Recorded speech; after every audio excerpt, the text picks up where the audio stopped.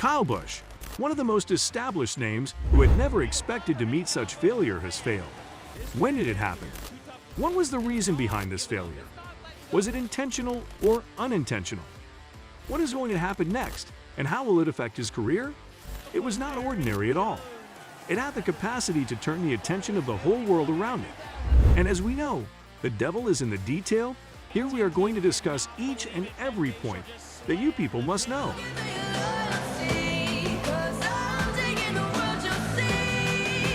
Hola people, welcome back to NASCAR Zone. So here we are back here again with a sad yet exciting video. Today we will discuss why Kyle Busch was disgusted after the engine failure in Darlington. So stick with the video and watch it till the end to know everything about it. Before that, subscribe to our channel to watch more videos like this and hit the bell icon to get the notification of our latest videos. Now, let us start with the video. So here we will first start from the detail of what exactly on that day. Let us know in the comment box what you all think about it. Recently, Kyle Busch was just 23 laps away from a possible victory that would have made a statement. Unfortunately, he did not take the checkered flag. If his Joe Gibbs Racing team had not achieved victory at the difficult Darlington Raceway, they would not have advanced to the next round of the NASCAR Cup Series playoffs. However, after just the first round of competition, Busch's Joe Gibbs Racing team was eliminated from the playoffs and could not go on. After then, smoke began to come out of his Toyota, which had the number 18 on its registration plate. Over the radio system that was placed in Busch's racing vehicle, Busch exclaimed, "We're blowing up." 18! Coming out of the pipes. The 18 is blowing up! After leading 155 laps in a race, the previous record for most laps led in a race, Kurt Busch drove onto the pit apron and then onto pit road to celebrate his achievement. Due to engine problems, he was unable to continue his impressive run in the Cookout Southern 500. Thus, he had to settle for a disappointing 30th place finish in the opening race of the playoffs. This prevented him from extending his lead in the race. As a direct result of this, he was unable to participate in the playoffs. It was a missed opportunity not only for the implications of the playoffs, but also in the context of his season, where a win at Darlington would have steered the headlines away from the contract uncertainty that has plagued him this year. It was a missed opportunity not only for the implications of the playoffs, but also for the context of his season. What are your thoughts on his season? It was also a wasted opportunity, not just in terms of the ramifications the playoffs would have had on his season, but also in terms of the whole backdrop of his season. It was also a missed opportunity, not just in terms of the effects that making the playoffs would have had on his season, but also in terms of the overall context of his season as a whole. Busch made the following observation in reference to the performance of the soldiers. Guys did a great job, brought a really fast M&M's Toyota Camry. Just real proud of the effort and all the stuff that the guys have done and gone through with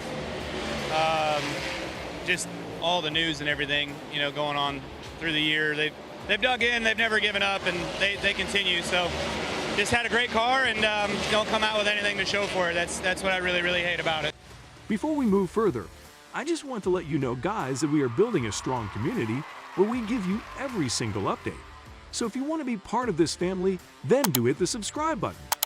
Now, let's get back to our topic. Busch was able to somewhat recover from the blow that was dealt to his rankings as a result of his successful stage point accumulation, because he came in third place overall, but first during each of the breaks, he was able to make up for some of the points he had lost. On the other hand, he will start the Cup Series race that will take place the following week at Kansas Speedway in the 11th position in the standings, which is just 8 points above the cut line.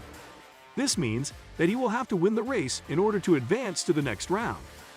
In the United States of America, the beginning of the race will take place at 3 o'clock in the afternoon Eastern Time, ET, and it will be broadcast on the NBC Sports app, MRN, and SiriusXM.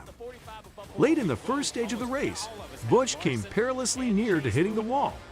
However, he continued battling his way back and eventually grabbed the lead for the first time after 118 of the race's 367 laps had been completed. This push up the scoring pylon was made possible by his number 18 Pit Crew's quick service, which set the trend for most of the evening. Those particular persons were in charge of determining how the bulk of the evening would go. However, his time in the lead was interrupted by pit stop cycles and the bursts of pace from his teammate, Martin Truex Jr., who had come so close to qualifying for the playoff field but fell short. A huge disappointment for what was one of the strongest cars here this evening. Martin Truex Jr. having serious problems. Busch was in the lead for a significant chunk of the middle segment of the race. However, his time in the lead was shattered by the pit stop cycles, as well as the surges of speed that occurred during the race. Truex had made his own attempt to play spoiler in the playoffs, with 48 laps in the lead, but his power steering failed. Then the valve on his water pump broke, and the temperatures inside the engine bay of his number 19 Camry skyrocketed. Ultimately, Truex was unable to play any role in the outcome of the race. In the end, Truex was unable to have any influence whatsoever on the way the race turned out. The possibility of Truex making it into the playoffs is no longer a possibility. Truex took the choice to withdraw from the competition while there were still 31 laps remaining in the race, which put Busch in a position that seemed to be advantageous. Busch was only able to complete the race 9 laps longer than the other competitor. What do you think about Busch's capability? Do let us know in the comments section below.